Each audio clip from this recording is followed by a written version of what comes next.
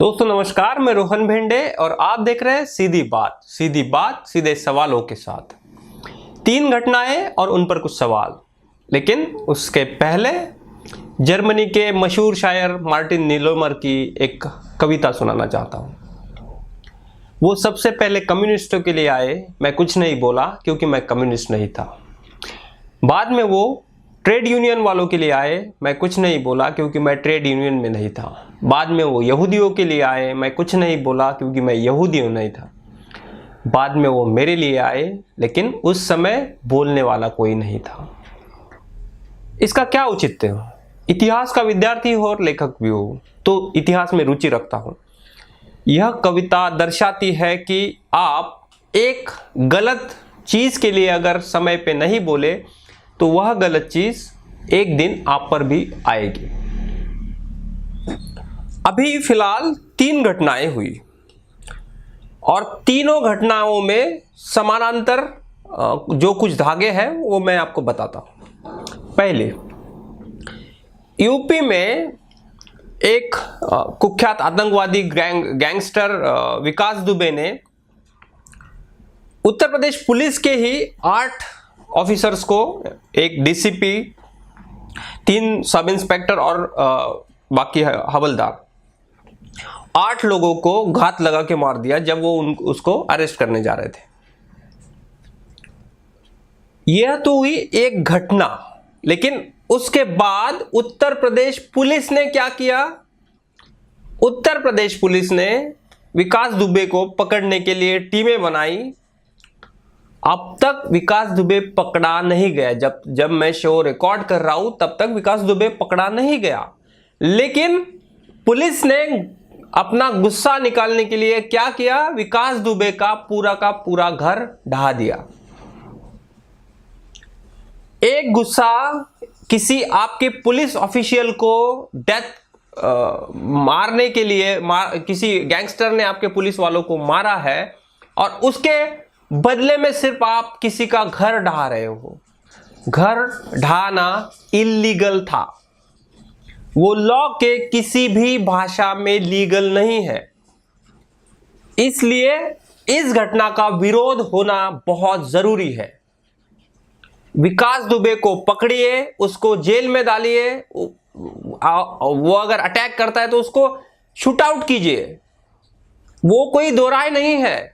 लेकिन पुलिस ने उसकी बिल्डिंग, उसकी कारें जिस प्रकार से डिमोलिश की है सिर्फ 24 घंटे के बाद, तो यह दर्शाता है कि पुलिस खुद ही कानून को मानने के लिए तैयार नहीं है। ऐसा कोई कानून नहीं है कि आप रातों रात किसी की प्रॉपर्टी घोषित कर दो कि ये बेकायदा है और उसको डिमोलिश कर दो।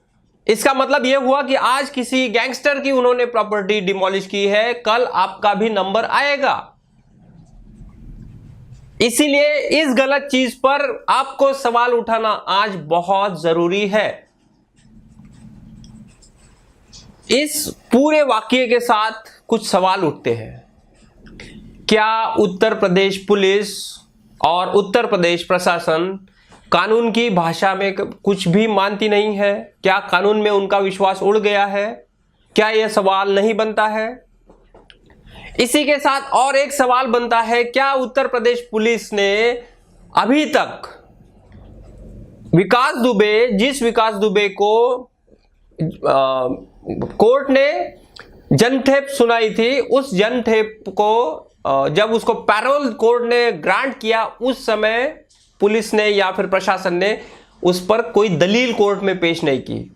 तो क्या उस समय उत्तर प्रदेश पुलिस में यह बात पता नहीं थी कि विकास दुबे कितना घातक है? क्या यह सवाल नहीं बनता है?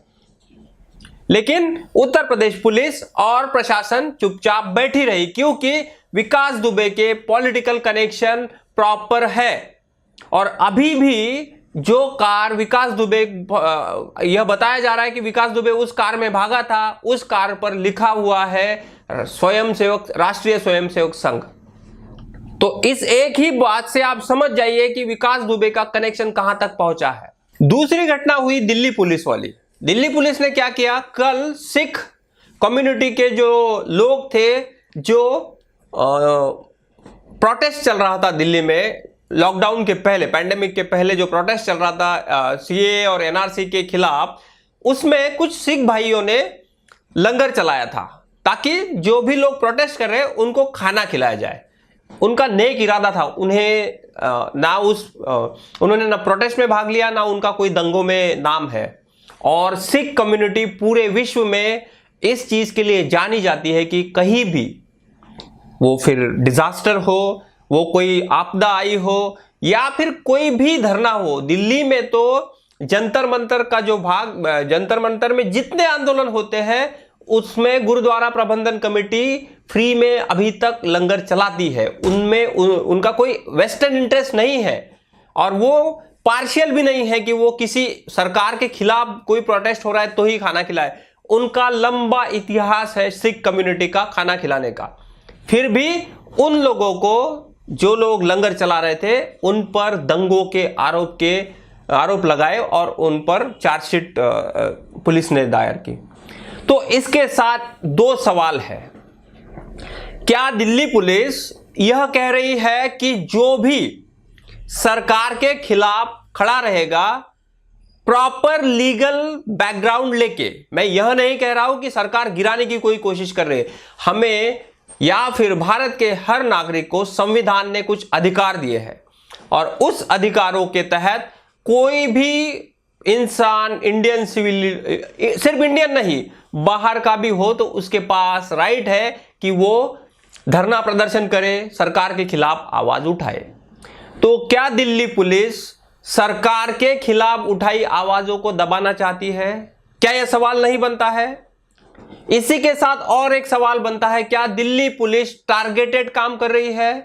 क्योंकि इसी दंगों को भड़काने के लिए कपिल मिश्रा, बीजेपी का जो छुटभैया नेता है एक, और दूसरे जो बीजेपी के मिनिस्टर है अनुराग ठाकुर, वो दो लोग जिम्मेदार है। यह रिपोर्ट पहले ही आई थी, क्योंकि इन्होंने भाषण दिया था, कपिल मिश्रा ने भाषण दिया था कि आप अगर हटाएंगे नहीं, पुलिस के सामने, पुलिस के डीसीपी वहां होते समय उन्होंने कहा था कि आप अगर नहीं हटाएंगे तो हम हटाएंगे, और 24 घंटे के बाद ही दंगे भड़के थे।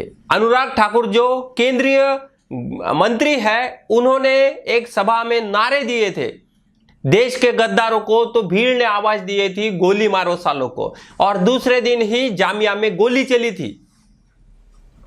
तो इन घटनाओं में पुलिस को कोई गलत नहीं दिख रहा है, और जो लोग लंगर चला रहे थे उन पर कानूनी कार्रवाई करने, शिकंजा कसने का दिल्ली पुलिस का यह प्रयास क्या दर्शाता है?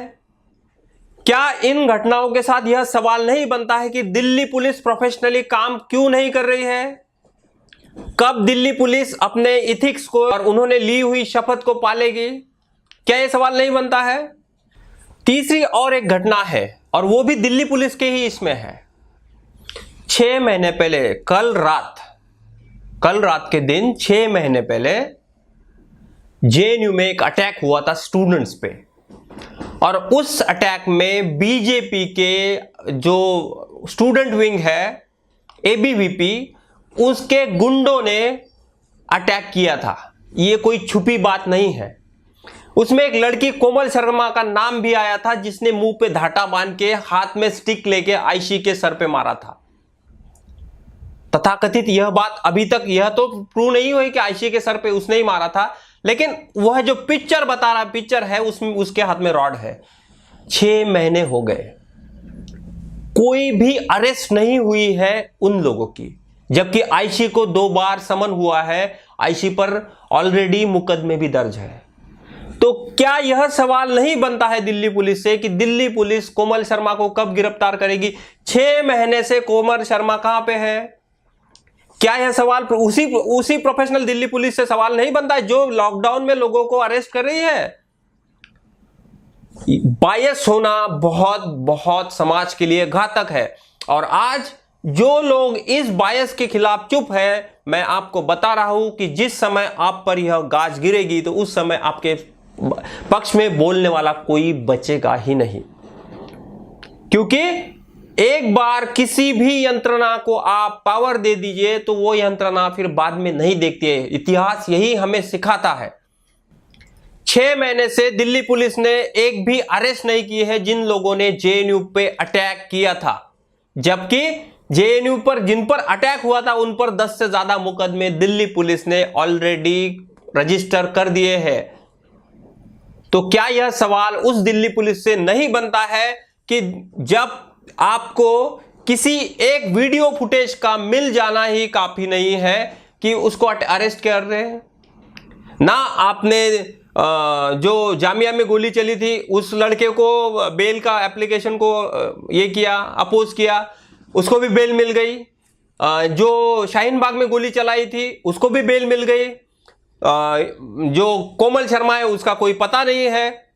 और आप इनोसेंट सिख लोगों को जो खाना खिला रहे हैं, जो लंगर चला रहे हैं, उन लोगों का अटैक कर रहे हैं। कब आपका प्रोफेशनलिज्म जागेगा? क्या यह सवाल दिल्ली पुलिस से नहीं हो सकता है? आप सारे लोग जो चुप है आज के दिन, जो यह कह के चुप है कि यह घटना मेरे साथ नहीं हुई, दूसरे का साथ हुई, यह आप जो जर्मन पोएट है उसके शब्द मैंने जो पहले कहे थे वो याद रखिए। जब आपके लिए वो आएंगे तो आपके पक्ष में कोई बोलने वाला नहीं होगा। आज के लिए इतना ही, कल फिर और मिलते हैं, तब तक के लिए नमस्कार। Subscribe now and press the bell icon. Never miss an update.